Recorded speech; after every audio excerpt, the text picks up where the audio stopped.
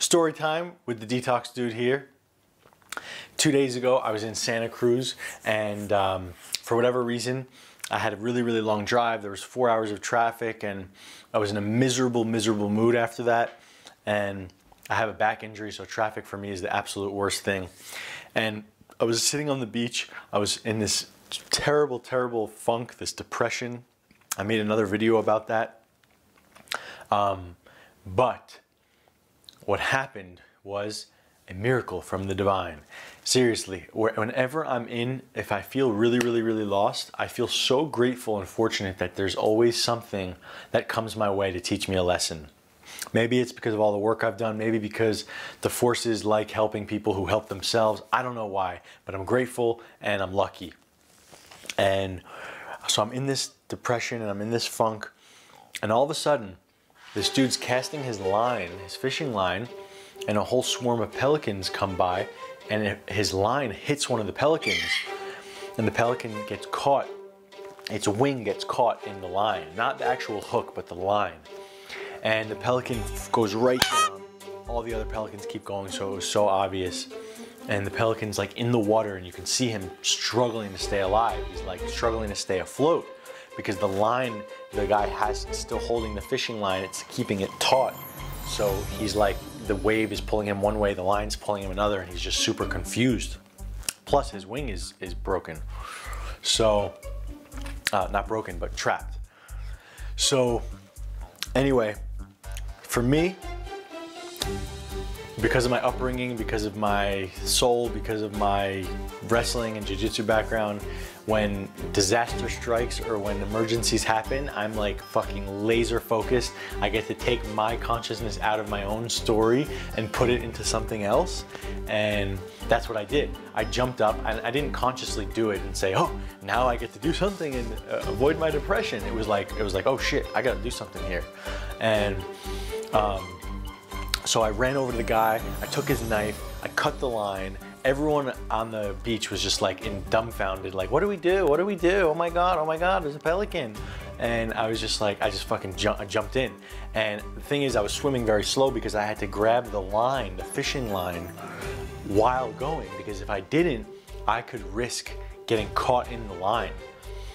So every time I would swim for a few meters, and then I would feel the line on my arm. I was like, no, this isn't good. This could be a disaster. So I just kept tracking the line and grabbing it, putting it in a ball, And eventually I'm like, I'm exhausted because the bird is far out, and I'm like swimming backwards just with my legs.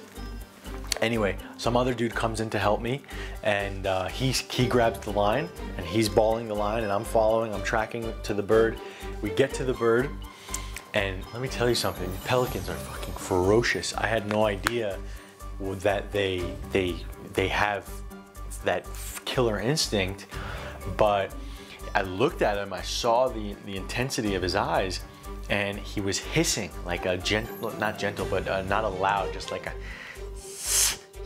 right before he would take his beak and fucking attack my face.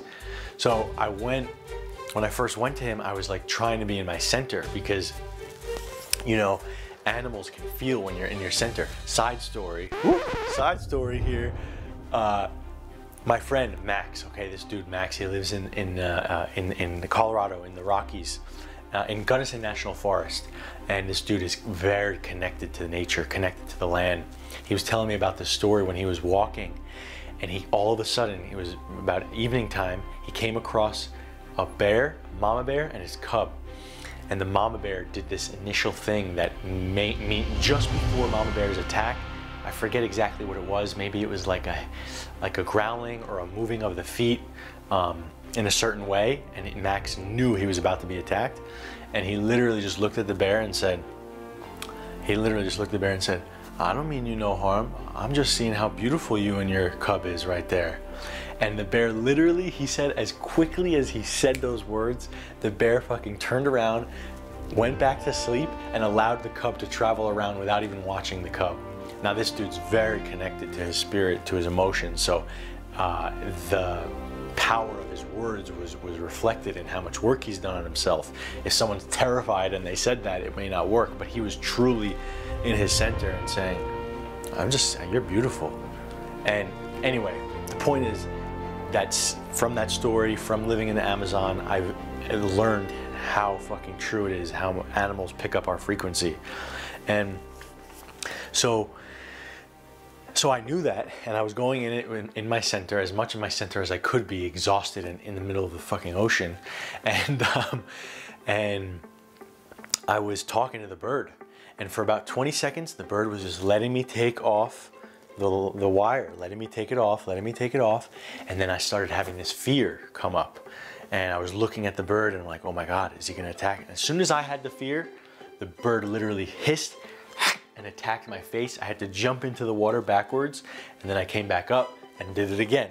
And then again, he would, as soon as my fear came up, or maybe a combination of our fears, he would attack me again. Eventually, maybe 6-7 minutes into it, a third dude came with a surfboard, and he had the full body rubber suit, and he had a knife. I actually didn't bring the knife with me, which is a mistake. And he came in, and we all were cutting and shielding and cutting and shielding, and eventually we let the bird go. We freed the bird, and everyone on the shore was applauding. But it was almost like a gift. It was like a gift, you know, because when I came back to shore, I was in a completely different state of consciousness. The sadness was gone. I was snapped out of it, and the whole weekend was a different weekend. And it brings me to, you know, of course, it can't just be a silly story. I gotta have a lesson here for my YouTube fans. It brings me into the 12th step. The 12th step in AA is, now that you know all the 11 steps, find someone to help. Find someone to help. And you wanna know a little secret? I'm gonna tell you a little secret. When I first started writing my story, I was not fucking healed, okay? I was still in pain. I was still suffering. Granted, I was way better than where I was, but I knew that by even manifesting my story in a way of as if it was the past. You know, when I was first writing that story, it was still in the present moment for me. It wasn't something that was gone in the past, but I wrote it as if it was my past. And what I'm trying to say is that this YouTube channel, my blog, my website, coaching others, is equally responsible for my healing and my coming out the other side than to my detox itself. See, it's so hard for me to get caught in my own story when I constantly have someone who needs my help, constantly have someone, a pelican who's about to drown, or a human who's about to drown. So finding people who we can help is medicine for us. And I believe that humanity, we're orchestrated, we're wired that way. It's not like a loophole, it's not a trick, it's not a shortcut. You're not cheating by helping someone. You're literally, this is hardwired into the human race so that we help each other. And as a result, we have our own freedom by helping others, you know? So anyway, the point is that I hope this pelican completely changed my state of consciousness. Putting yourself second, put service to humanity, service to others, putting your consciousness on someone else's story instead of your own story is so valuable. And when you do that, it's almost like sleeping. When you sleep, everything's resting, rejuvenating. When your consciousness is on something else, it's almost like you come back to you feeling rejuvenated, refreshed, and thinking, wow, okay, my story's different now. My story's different now. What's changed about my story? I'm not so sad. Life is okay. Life is good. Maybe you eventually go get caught in your story again, but you just keep helping. You just keep giving to humanity, giving to whatever, in whatever gift, whatever capacity you have, no matter how simple, no matter how intense. The whole spectrum is available to you depending on what your soul's little mastery is. So anyway, go save some fucking pelicans, will you? Peace. In or out? Serious face. Serious face. Story time with Joshua Mason. Story time with Joshua Mason. All right.